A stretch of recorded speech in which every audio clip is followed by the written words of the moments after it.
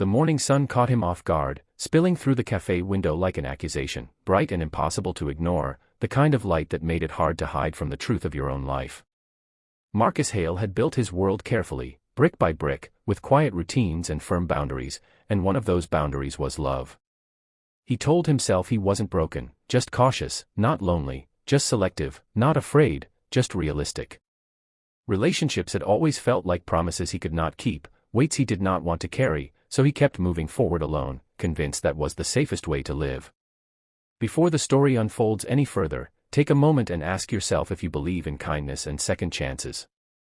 If you do, please like, comment, share, and subscribe to the channel Good Soul, because stories like this exist to remind us that even guarded hearts can learn how to open again.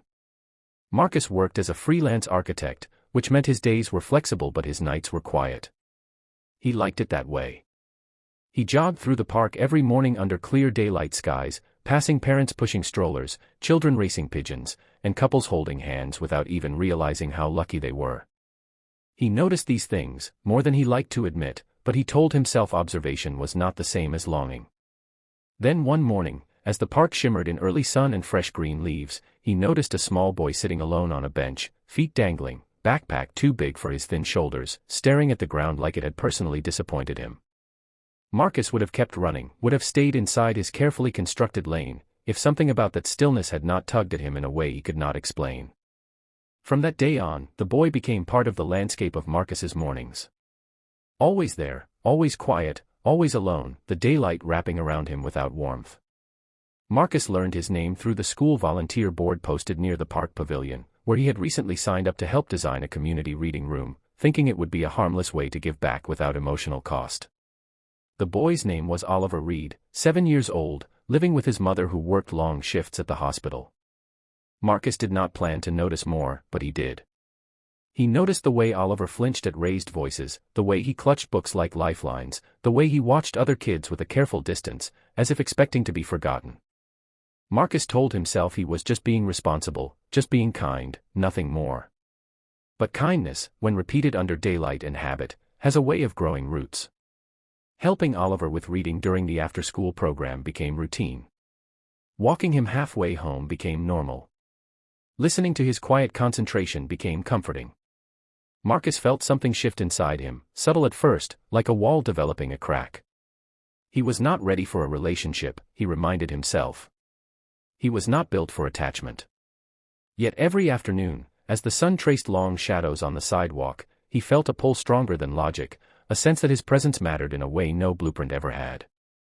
The real challenge came the day Oliver's mother collapsed from exhaustion at work, not seriously injured but shaken enough to be hospitalized overnight. Daylight faded into early evening as Marcus stood in a sterile hallway, realizing that he was the emergency contact because there had been no one else. The weight of that truth pressed down on him harder than any failed romance ever had. This was not about romance at all. This was about responsibility, fear, and the terrifying realization that someone small and vulnerable trusted him without conditions. Marcus spent that night on a plastic chair, sunlight returning through the windows as he watched Oliver sleep curled against his jacket, and something inside him broke open quietly, without drama, without denial. In the weeks that followed, daylight seemed different. Brighter. Louder. More demanding. Marcus struggled with doubt, with the voice that told him he would fail, that he was not enough, that he should step back before it hurt too much. But each time he considered retreating, Oliver's steady presence anchored him. The boy did not ask for perfection. He asked for consistency. He did not need grand promises. He needed someone to show up under the sun, day after day, without disappearing. Marcus realized that what he had feared in relationships was not love itself, but the idea of being needed. And now, he understood that being needed was not a trap. It was a purpose. Months passed, measured in school projects, weekend lunches, and park afternoons drenched in warm daylight. Marcus did not suddenly become fearless, but he became present.